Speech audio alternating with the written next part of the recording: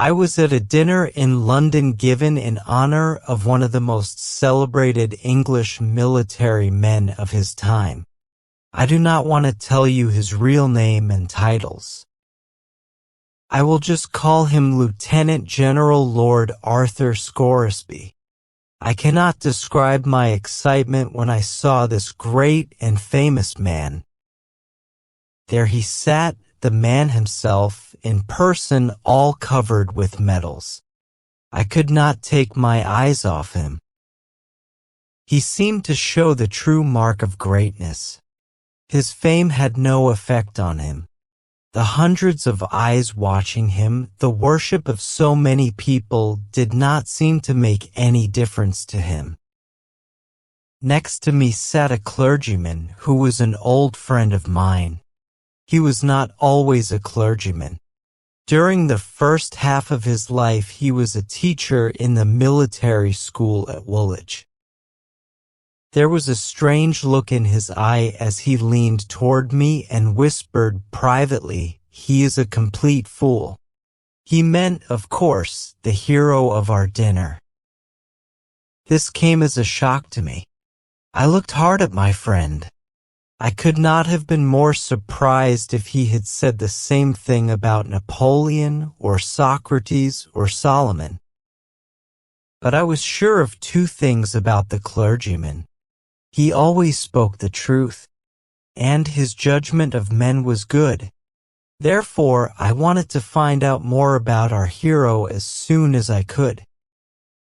Some days later, I got a chance to talk with the clergyman, and he told me more. These are his exact words. About 40 years ago, I was an instructor in the military academy at Woolwich when young Scoresby was given his first examination. I felt extremely sorry for him. Everybody answered the questions well, intelligently, while why, dear me, he did not know anything, so to speak. He was a nice, pleasant young man. It was painful to see him stand there and give answers that were miracles of stupidity. I knew, of course, that when examined again he would fail and be thrown out. So I said to myself it would be a simple, harmless act to help him as much as I could. I took him aside and found he knew a little about Julius Caesar's history. But he did not know anything else. So I went to work and tested him and worked him like a slave. I made him work over and over again on a few questions about Caesar which I knew he would be asked. If you will believe me, he came through very well on the day of the examination. He got high praise too, while others who knew 1,000 times more than he were sharply criticized. By some strange, lucky accident, he was asked no questions but those I made him study. Such an accident does not happen more than once in 100 years. Well, all through his studies I stood by him with the feeling a mother has for a disabled child, and he always saved himself by some miracle. I thought that what in the end would destroy him would be the mathematics examination. I decided to make his end as painless as possible. So I pushed facts into his stupid head for hours. Finally, I let him go to the examination to experience what I was sure would be his dismissal from school. Well, sir, try to imagine the result. I was shocked out of my mind. He took first prize, and he got the highest praise.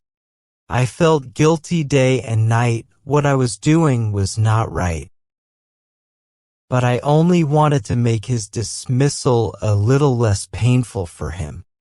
I never dreamed it would lead to such strange, laughable results. I thought that sooner or later one thing was sure to happen. The first real test once he was through school would ruin him. Then the Crimean War broke out. I felt that sad for him that there had to be a war. Peace would have given this donkey a chance to escape from ever being found out as being so stupid. Nervously, I waited for the worst to happen. It did. He was appointed an officer. A captain, of all things. Who could have dreamed that they would place such a responsibility on such weak shoulders as his? I said to myself that I was responsible to the country for this. I must go with him and protect the nation against him as far as I could. So I joined up with him, and away we went to the field. And there, oh dear, it was terrible. Mistakes, fearful mistakes. Why, he never did anything that was right, nothing but mistakes. But you see, nobody knew the secret of how stupid he really was.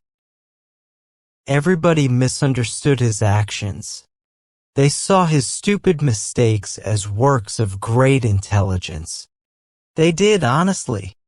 His smallest mistakes made a man in his right mind cry and shout and scream too, to himself, of course.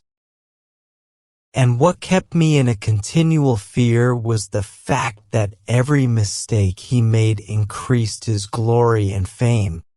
I kept saying to myself that when at last they find out about him, it will be like the sun falling out of the sky. He continued to climb up over the dead bodies of his superiors. Then, in the hottest moment of one battle, down went our colonel. My heart jumped into my mouth, for Scoresby was the next in line to take his place. "Now we are in for it," I said. The battle grew hotter. The English and their allies were steadily retreating all over the field. Our regiment occupied a position that was extremely important. One mistake now would bring total disaster. And what did Scoresby do this time? He just mistook his left hand for his right hand, that was all. An order came for him to fall back and support our right. Instead, he moved forward and went over the hill to the left. We were over the hill before this insane movement could be discovered and stopped. And what did we find? A large and unsuspected Russian army waiting. And what happened? Were we all killed? That is exactly what would have happened in 99 cases out of 100. But no, those surprised Russians thought that no one regiment by itself would come around there at such a time. It must be the whole British army, they thought. They turned tail, away they went over the hill and down into the field in wild disorder, and we after them. In no time there was the greatest turn around you ever saw. The Allies turned defeat into a sweeping and shining victory. The Allied commander looked on, his head spinning with wonder, surprise, and joy.